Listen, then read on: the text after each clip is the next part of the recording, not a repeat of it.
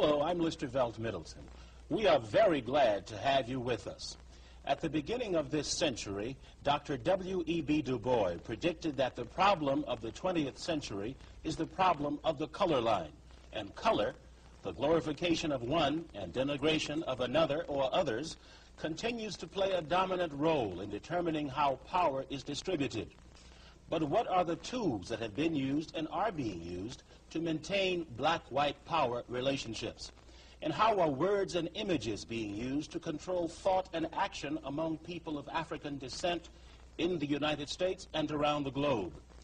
When and how does an African become a Negro?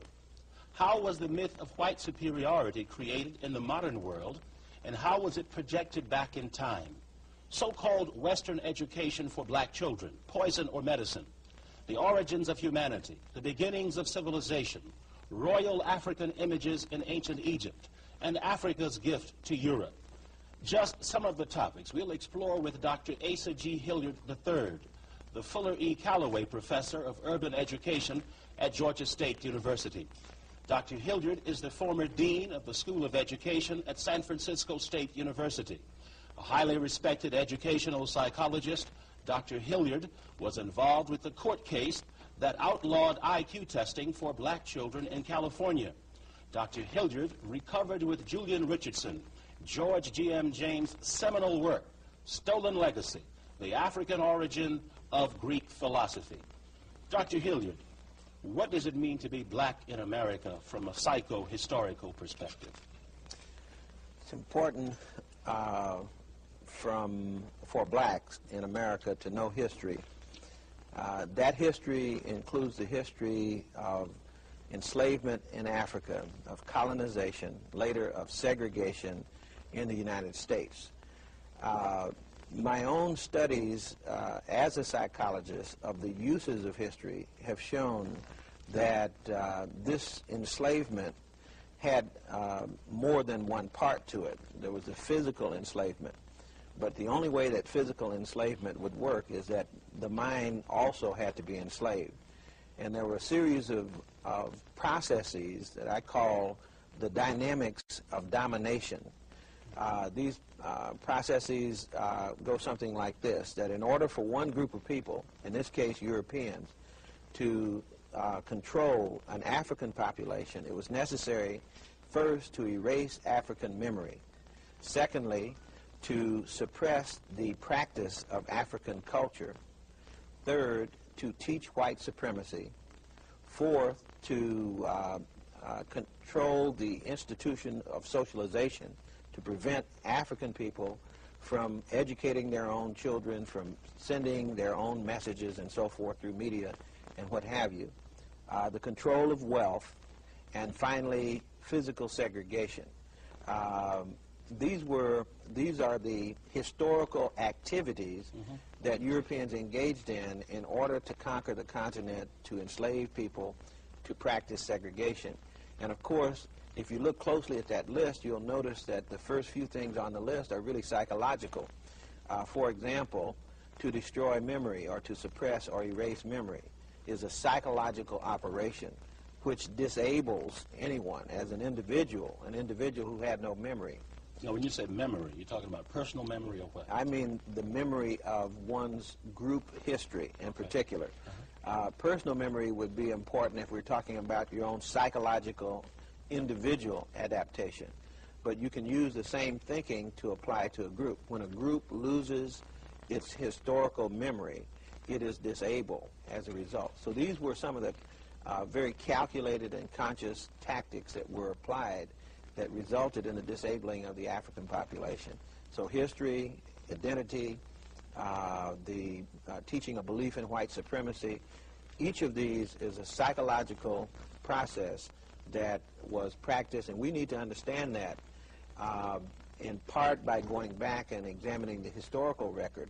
And having understood it, it's possible to gain control over those things that control us. What do you mean by de-Africanization, and how did that process work? Well, of course, that leads right out of what we were just talking about, that the erasing of memory, the teaching of white supremacy and so forth, can place an African population in a position where it begins to reject its own image of itself, its own memory of itself, its own history, becomes less African in conscious behavior, although it's very hard to become, if you're truly of African origin, it's very hard for that behavior to disappear, but it's easier for the consciousness of that behavior to disappear. And so over a period of time, figure the centuries that African populations have been in America, it's possible that the population merely American, each of these is a step or an indication that there is some loss of conscious contact with one's true identity. You have talked about the neuroses, I guess that's the word maybe, among the European population during this enslaving period. Would you address that, please? Right. Well, if you operate a system of domination, a formal system of domination, by those rules that I talk about, you have to confront the truth. And the only way that you can be consistent in applying those rules is ultimately to bend the truth. And after a while, it results in an adaptive process that we call racism, which is really a mental disorder. It's a disorder in the mental sense because it follows the rules of mental disorder. For example, manifestations of racist behavior as a result of domination are the denial of reality, perceptual distortion, delusions of grandeur, phobias in the face of differences, and projecting blame, blaming the victim. Explain those, please. Well, each of these are ways that I guess you call them adjustment or adaptive mechanisms. For example, if you take Africa as it really existed, and you attempt to subjugate Africa as Europeans did, it couldn't work if you're subjugating another human being. So that human being had to be changed mentally into something else. It had to be changed into a subhuman or an animal or anything else. But you could not operate and be consistent with yourself. So it required a change in one's mind, which meant that Europeans had to begin to lie to themselves about what Africa was and had been. And in the process of keeping that misinformation going, then one adapts to unreality. So when you see reality, it's necessary to deny reality. So denial of reality would be an example of that, would be to look at the population of Egypt, which was a black population, and to say it was a white population. That's a flat-out denial of what the facts say, and that, of course, has been typical throughout history. Perceptual distortion is just simply not getting a clear view of what is really true, even while looking at the truth. Teaching of white supremacy means the belief in the supremacy of white people, or it could be anyone who would follow the rules of oppression. If one decided that their own group was superior to all other groups, that would be an example of what I call a Napoleonic complex, because it is not true that the white group is superior to anyone else, but the belief in that would be a psychological distortion of reality, and in that sense would be following the rules for oppression. Okay, as we get ready to go to the first slide, you've said that racism is a mental disorder. Yes. I was interviewing a gentleman the other day, and I brought that up in a conversation, and he said, well, racism is not a mental disorder. He said racism is very ordered. He said that whites, Europeans, know exactly what they're doing, that racism is a political and economic convenience. How do you respond to that? Well, I think it depends on who you're talking about. If you talk about I think of systems as having designers, as having advocates, as having players, and as having pawns. This is from game theory, and I borrowed that from Bob Williams, who analyzes systems in that way. Everybody is not a game maker or a game designer. So the game designer might be conscious of creating a racist system, whereas the advocate probably becomes unconscious. They buy into the system that was created by the designer. And so the advocate is a racist in the sense that I'm talking about it, or the dealer, you know, those people who carry out the rules of the master in the system without really knowing why the master created the system or even that a system was created. They just simply inherit a belief system and an action system. And in that sense, they are players in the game, but they are not the game makers. So I make a distinction. Now break that down for the person on the street one time. Right. Go over that again. There are some people who are puppets. All right. And there are others who are puppeteers. Thank you. Free your mind. I'll try to do a better job. Okay. Free your mind. Return to the source. African origins. Why that title?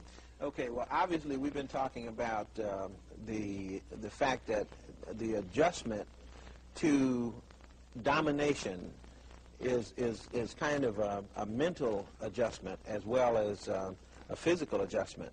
So for the person who is enslaved and for the person who enslaves, I've already suggested that there is a distortion between the real world and what they believe. There's a mismatch between those two things. So what we need to do in order to get back at the truth is to have mental freedom. So I like to title this a program about mental freedom. So it's free your mind. Return to the source suggests the way to get to mental freedom. That means going back to primary sources.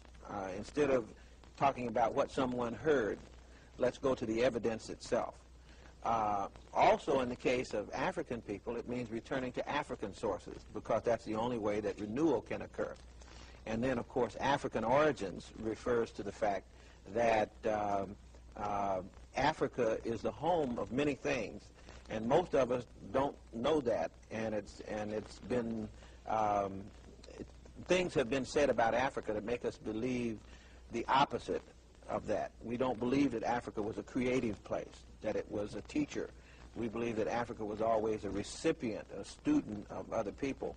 And so African origins, which is the source, one of the sources, by considering those African origins, it's a way to free the mind of oppressor and oppressed.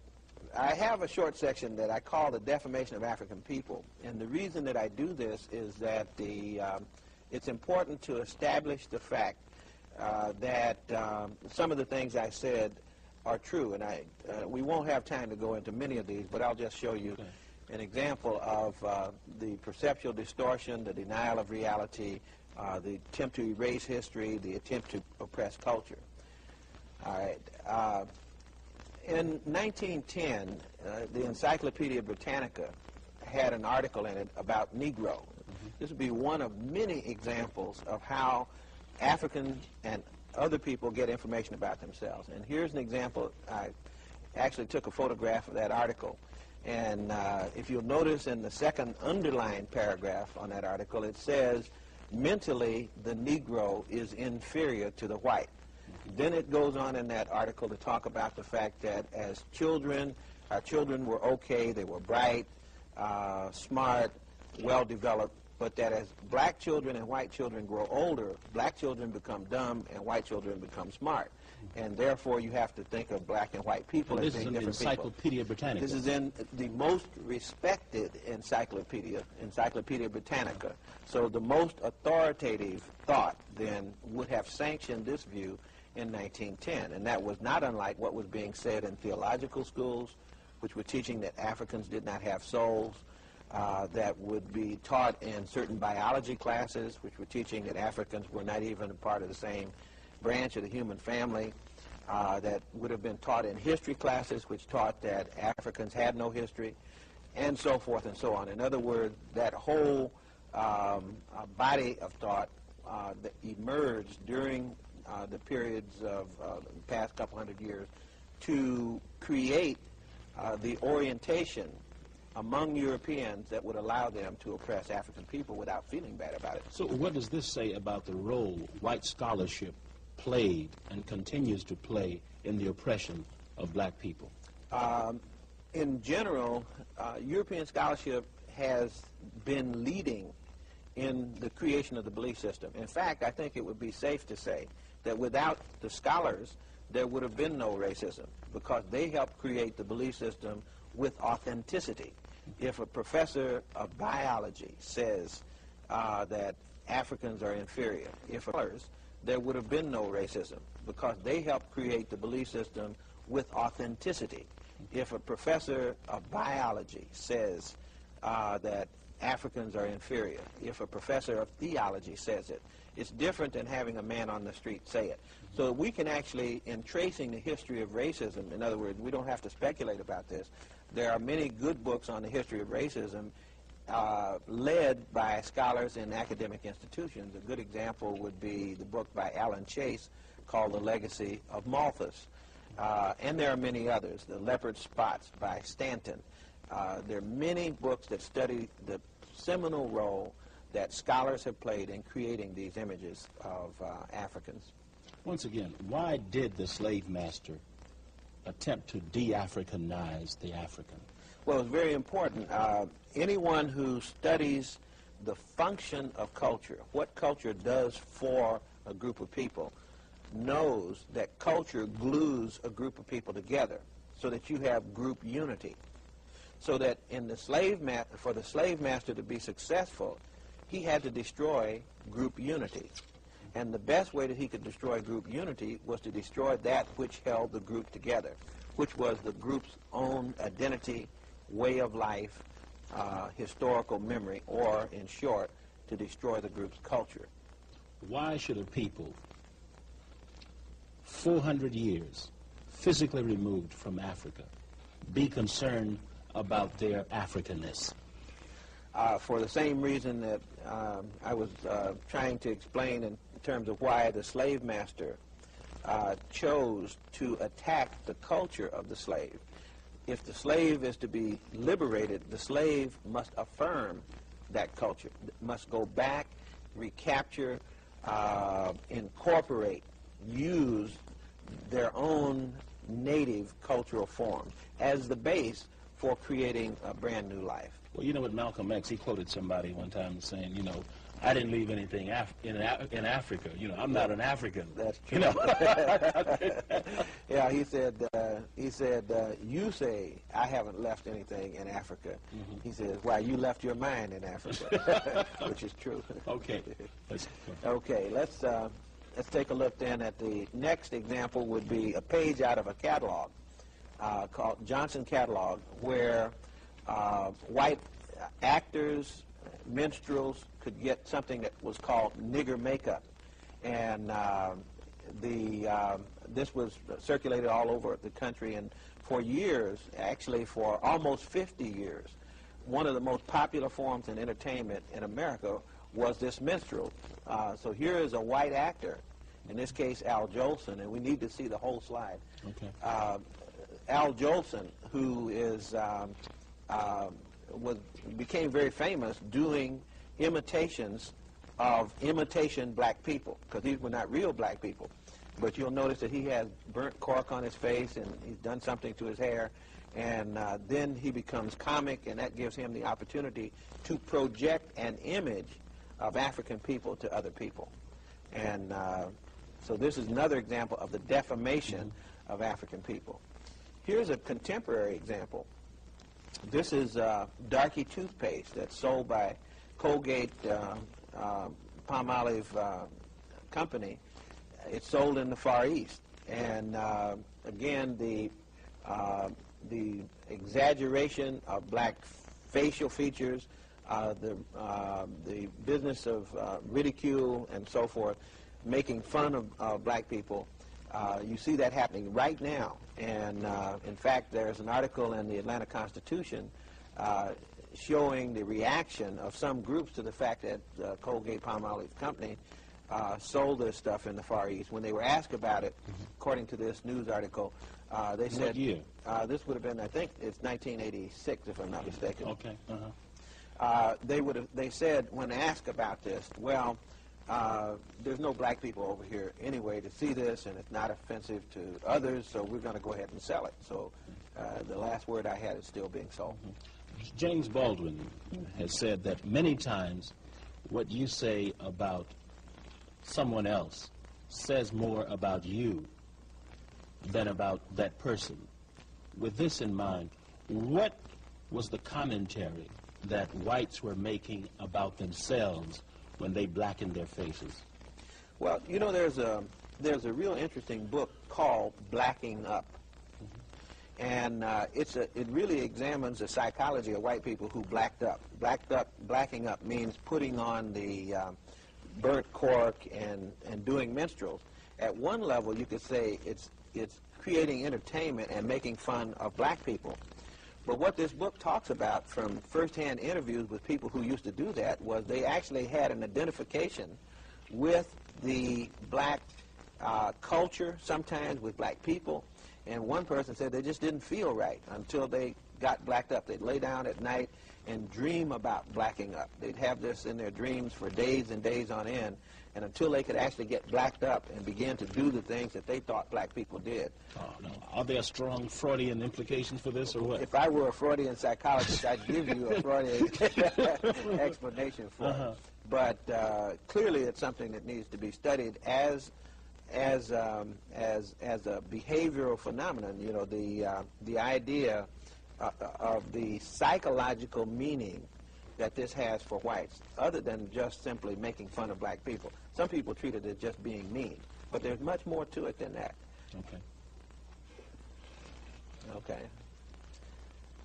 Okay, let's, here's another example. There are a few more. I'll just run through these because our interest is in some other things, but this is an example of postcards that used to be sent through the United States Mail. I have hundreds of these. This says, "A coon trees a possum in Dixie." So it's making fun of the black male. Sapolio. This is the use of the watermelon as a stereotype with a black face in it, and this was an advertisement for soap. And this is happening around what period? Well, it happened and it's still happening, quite frankly, but you'd see most of these in the 20s, 30s, 40s, in the 50s, and even into the 60s. You'd see a lot of advertisements like these. Even now, you still see sold in stores the little man who holds the lantern outside for your lawn, you know, a little black figure who holds the lantern as a servant. This was a textbook that was used in the late 1800s. 10 Little Niggers, actually used in schools as a textbook. In this country? In this country, yes. It would be interesting to go through the pages of this textbook and see the stories, because they're even more objectionable than the title suggests, but we just don't have time to get into it. But again, if African American children have to rely on these images for understanding about who they are and where they have come from, then you can see that we are putting into the African American mind information that will distort reality. So all of these images were designed to do what? To defame black people, to, as you say, de-Africanize black people, to turn the African into something other than an African. Okay. For the purposes that we talked about a little earlier, to destroy the cultural base in order to destroy the political unity of the group. Okay. Okay, the question was asked in a magazine article some time ago, the television, because now we want, you know, you were asking earlier, how long ago was this? And I indicated that these things continue to happen even in 1987. Does television have a secret formula for blacks? And we see the Jeffersons as one of the most popular programs on TV. And this is the picture that talks about what that formula is. It appears that on American television, virtually all of the programming that is done about black people is programming that is written by white people. You know, there are very few exceptions to this. And these are some of the authors of those programs, like the Jeffersons, like Fred Sanford and Son, and so forth. So what we have in black images on television is white people's images of what black people are or perhaps ought to be. Which is a continuation of the minstrels. Which is a continuation of the minstrel. And so we'll see it. Let's see what kind of images they like. They like images like this, Fred Sanford, like this, JJ. You remember how prominent JJ was? I think he's back on television again. Is he back on? He's back on. He has a family now, I think. He has okay. But he's doing the same things in all probability. Let's look at what happens as a consequence of that over time. Then African American children, looking at the negative images of African people that are shown, cannot develop positive images of themselves. So then they seek images that are positive by looking at other people besides themselves. Okay. Okay, that was just a brief introduction. We could have done hours just on that part alone. and there's really a need to go into that kind of thing much more in detail. But this is the part that you want to get to. This is the part that I want to get to. Okay. Okay. But my wife told me that I had to put that other part in, or people wouldn't know why it was necessary for me to go into this part. Okay. The next section is a section that we call Africa as the Cradle of Humanity. And there's a need to talk about this because until recently there's been very little acknowledgement of the fact that the human family was a single human family. You know, a few years ago, 100 years or so ago, there were many theories about the fact that that human beings actually started separately in different places on the earth. That black people started in Africa, white people started in Europe, yellow people started in Asia. Polycentric, polygenetic theory, many origins for human beings. Well, I think that's been pretty thoroughly discredited now, and as they began to search for what was called a monogenetic origin, or a single origin for all people, that there's really only one human family, and that's what I think almost everybody believes right now, that as they began to search for this one source of the human family, the chauvinism of the people who were doing the searching at the time, those who were searching were European. So they wanted this human family to originate in Europe, or they wanted its fullest development to be European. So they began to search in Europe for ancient fossil finds, ancient bones. Never really were able to go back very far. In fact, as far as they were ever able to go back was about 500,000 years. Then the search for this human ancestor shifted to Asia, and it was very intensive. The search could only go back to about 1 million years. And then this search shifted to Africa. They were looking in all these places at the same time, but they really wanted to find the oldest bones in Europe, and if not Europe, then Asia, and finally in Africa. And of course, Africa is now recognized by virtually everyone as the home of the human family. And it starts back about 5 million years ago. And Africa is not only the home of all the human types. There are 6 different human types that have been on the earth, and Africa is the home of all 6 of those types, and the earliest form of each of those types is found on the continent of Africa. But once again, why were European scholars so bent on making Europe the place of origin of humanity? They would be what you call Eurocentric. In other words, they wanted to elevate Europe, to claim all good things for Europe, and at that time the origin of man being in Europe could have been considered support for the theory of white supremacy or European supremacy. Now, what time are we talking? What time period are we talking about? We're talking about the 1600s, 1700s, 1800s, during that period, but especially during the last 200 years. Okay, the National Geographic magazine is, I guess, in 1985, November of 1985. That's when this particular issue was presented. Contains the summary of the information that I was just giving you, and I will go through it very quickly. Today, Africa is recognized as the cradle of the human race. That's one line out of that article on early man in National Geographic. Skin color was probably dark, an evolutionary adaptation to the tropical sun. Why is that? Why was skin color dark? Well, biologists have a rule, an explanation, that says that warm-blooded animals, like human beings, when they live in tropical climates, in humid tropical climates, develop pigmentation. They have a chemical called eumelanin, which is responsible, among other things, for skin color. And that dark skin color in the tropics protects you from the ultraviolet rays of the sun. So anyone who was not protected in that way generally wouldn't survive. For example, albinos can survive to a normal life in northern Europe. A normal life, there's really very little threat to their lives. But in the tropics, very few live beyond the age of 30. So because of the ultraviolet rays of the sun being damaging to people with that pigmentation. And until we had air conditioning and other forms of adjustment, it wasn't easy for populations not native to Africa to survive in Africa.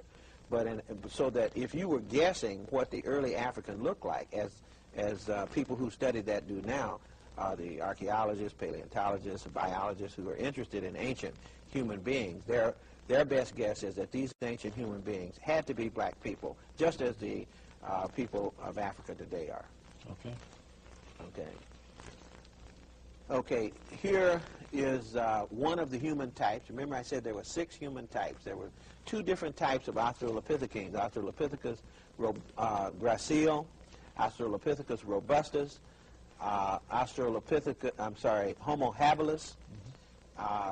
And these 3 types that I've shown so far are found only on the continent of Africa. Nowhere else do they exist.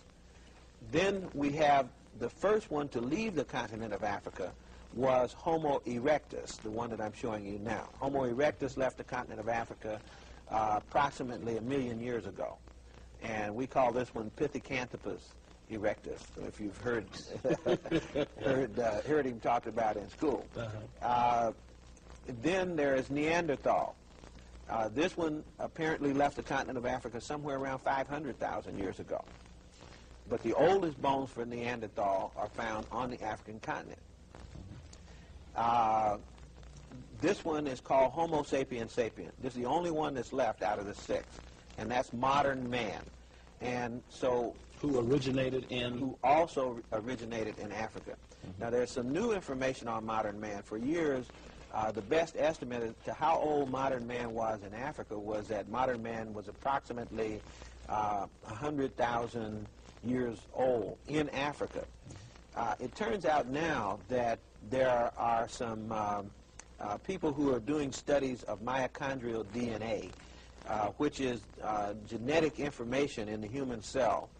And it turns out that there's 2 different types of DNA information generators. One is in the middle of the cell, or the nucleus of the cell. The other is in the tissue of the cell. That DNA that's in the tissue of the cell is carried only by the female. That allows scientists to study the evolution of different groups. And without going into all the technical details, which I don't understand, and it is necessary at this point, it is important to point out that in 3 different parts of the world, in London, I think it was at Oxford, at Emory University in Georgia, Atlanta, at Berkeley, California, at these 3 universities, independently, these scientists have studied through computer modeling, backwards in time, the origin of the human family. And they come up with a woman they call African Eve. And instead of 100,000 years old, this woman is 250,000 years old. That's the estimate. And it turns out that in their theory, one African woman is responsible, or at least is the direct ancestor of every human being on the face of the earth. Everybody who now lives traces their ancestry back to this one African woman. And the speculation about how she looked is that she would look like a person that we call the Australian bush people.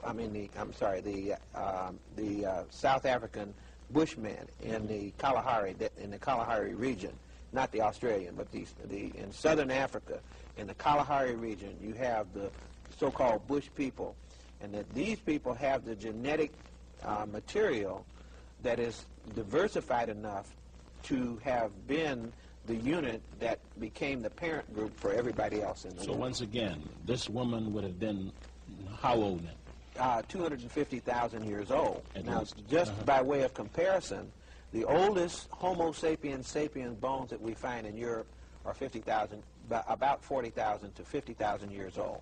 This is the Grimaldi skeletons that were found in the Grimaldi cave. So you have the African, how long ago now? You have the African at least 200,000 years before they moved to the European continent. And the European comes on the scene when?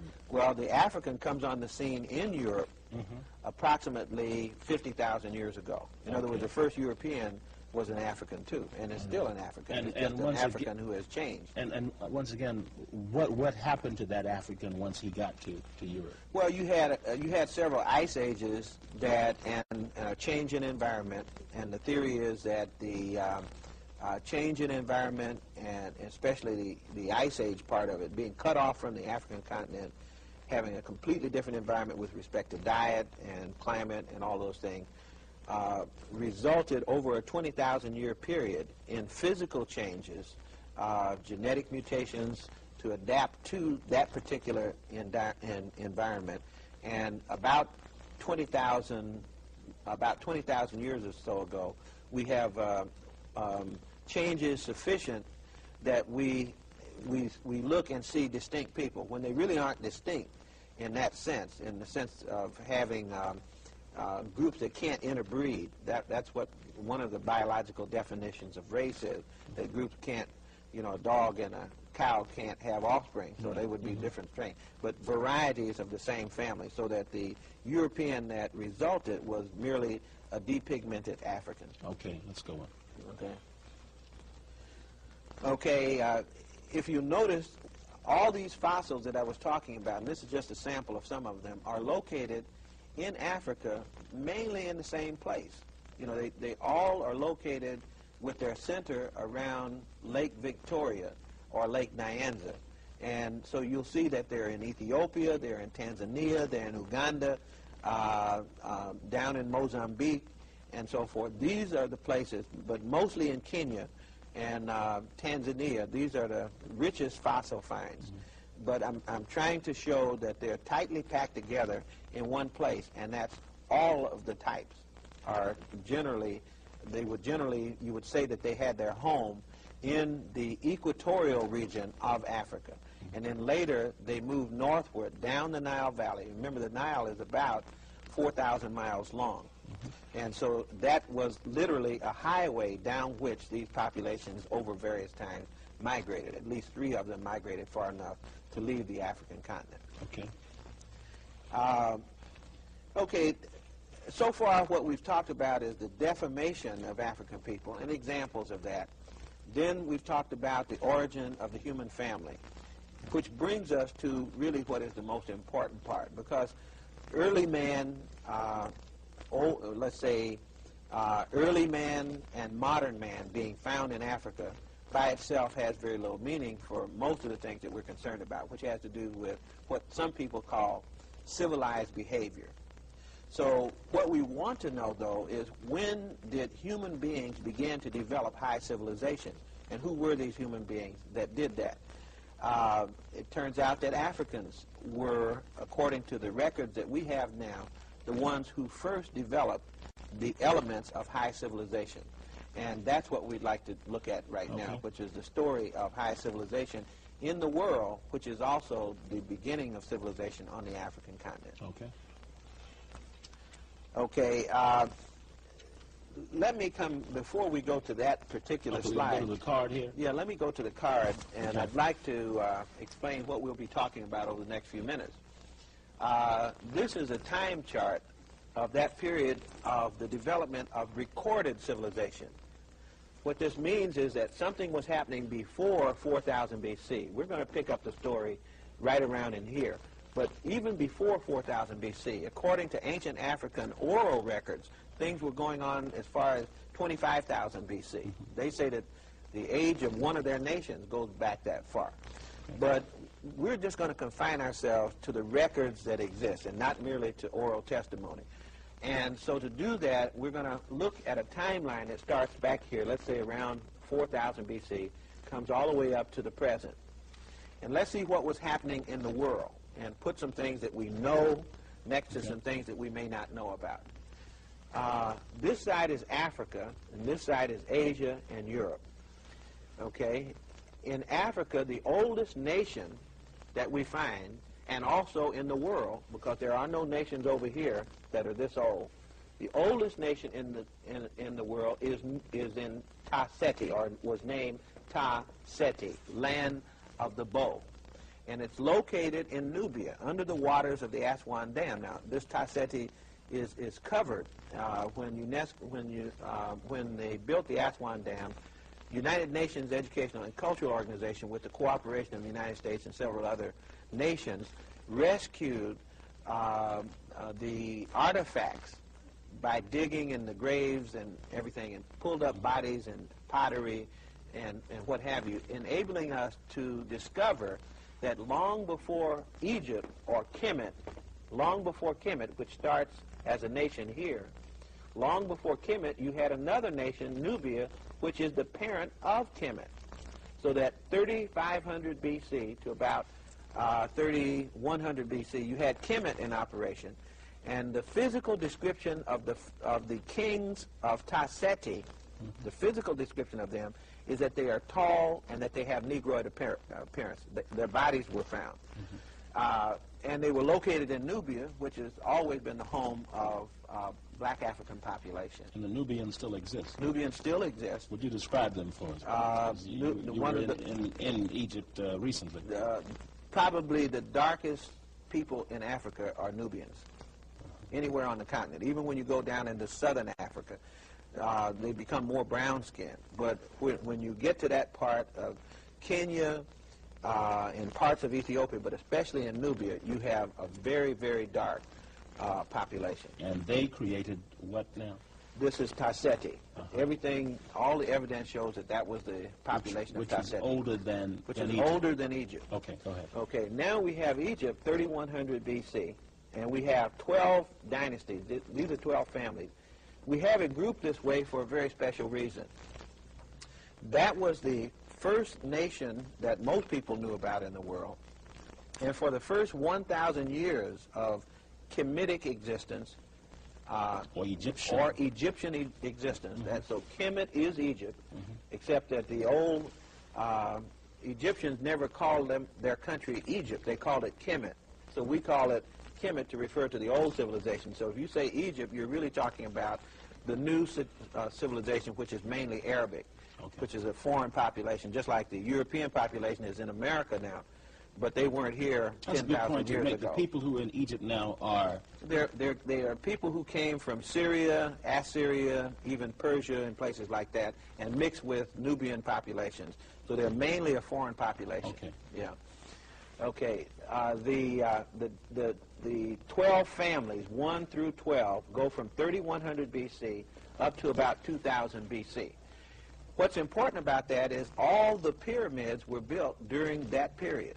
All the major pyramids were built during that period, and no invaders had conquered an African country in the record. There's no record of invaders having conquered Africa from outside, which means that all the pyramids were built by native Africans, and most of the main pyramids were built at the first part of this family, in what we call the Old Kingdom, dynasties 3, 4, 5, and 6. That's when most of your pyramids were built. So that when you get down here to Dynasty 11 and 12, which is the Middle Kingdom, see, this would be Old Kingdom, Middle Kingdom, New Kingdom. This is when you read Egyptian history. Now, when you say pyramid, some people might not have an appreciation for that structure. We're talking about a structure that's 48 stories high. You're talking about the Great Pyramid, and that was one of the first pyramids, by the way. The pyramids got worse as they began to build more of them. They did a poorer job. Okay. But the first pyramid was a step pyramid, and then there were a couple of pyramids by the founder of the 4th dynasty, Seneferu, whose picture we will show. And his son, Khufu, built the Great Pyramid. Now, that pyramid is the 48-story building. Okay. And that's 2200 odd BC or so, right? It would be right. It would be around 2200 BC. Okay. It's built out of 2 million limestone blocks, 2,200,000 to be more precise. And each one of those blocks weighs about 2 tons apiece. And it's still standing. It's one of the only wonders of the world that you can still go back and see today. So what's important is that the Pyramid Age, a high-tech age, a technological age, which showed that Africans were architects, engineers, astronomers, and so forth, occurs here, and you have nothing like it anywhere else in the world going on, only on the African continent. And then we have an invasion here. Now, where is Europe during this time? I mean, where is there is no Europe where's during Greece? This time. There is no Greece during this time. You will not get a Greece until approximately at this point. In fact, you don't have. Now, when you say there is no Europe, you don't mean that land doesn't exist. The land exists, but what I'm saying is you don't have organized nations on the human record. There are no records of nations at that time. You have people there, and you have land there, but you have no organized nations. So what we call Europe as a concept is either a continental civilization or a nation or national or a series of nations that did not exist as an idea or during this period of the Pyramid Age. It did not exist.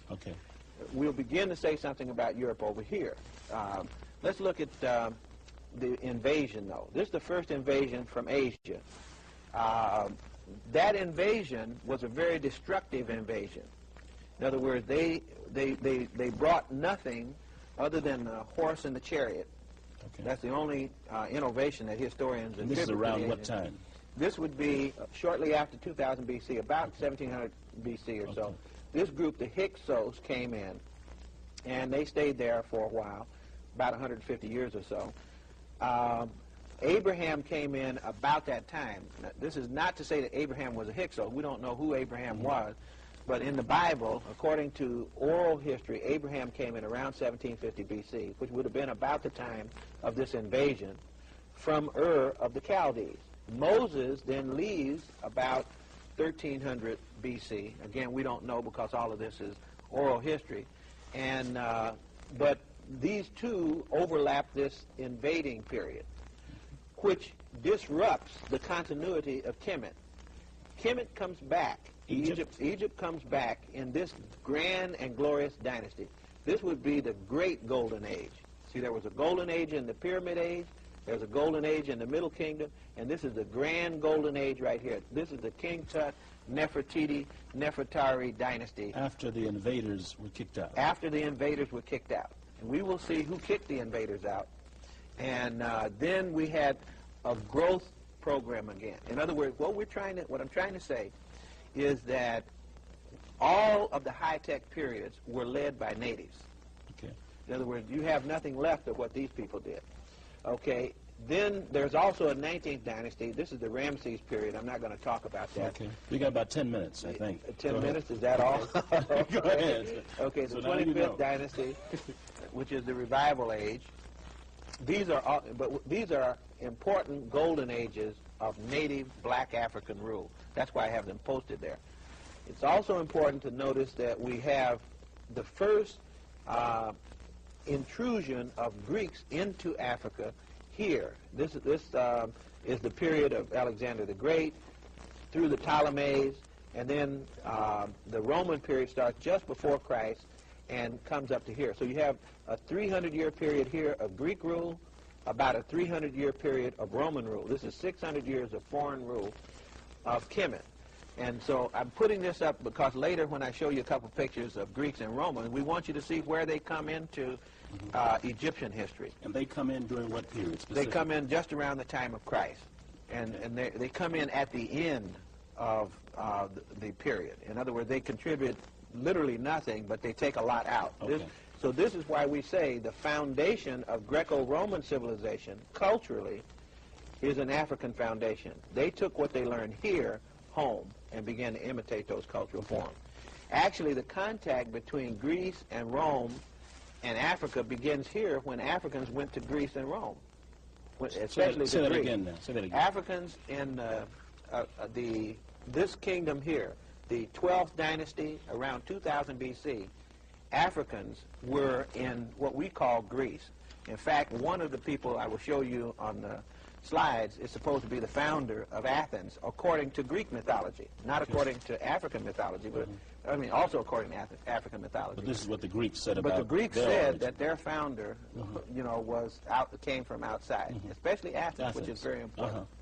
So I hope that this timeline will help us to place the pictures of the royal images in some kind of order as we go through those. Okay, let me ask you to go through one more time in our remaining minutes. Just briefly go over that again. Okay, so you start with the first nation in human history, Taseti. You follow Taseti, you go a little bit north on the continent to a place we now call Egypt. It's called Kemet, for 12 families, and then an interruption from Asia. Some more families in the 18th dynasty, and then there's a period of kind of general decline. Another revival here in the 25th dynasty, sometimes called the Ethiopian dynasty. And then the Persians come in here, some more deterioration. Finally, the important period that we know most about Egypt from is the Greco-Roman period here, around the time of Christ, and that marks the end of political control of Kemet by native Africans. And it meant that outsiders will, from there on, outsiders will control Kemet. The culture stays the same through the whole 3,000-year period. Okay. Any last comments final comments before we break? You might say here is also when these people lost out, some of them moved south, and we have a 600-year period of rule by African queens at the same time that the Greeks and Romans were ruling the north part of the continent. These queens ruled from Meroe, up near Khartoum in what is now Sudan. And there's a whole story to be told about them that we just will not have time to get into. Okay, thank you. Thank you. We'll come back. Thank you.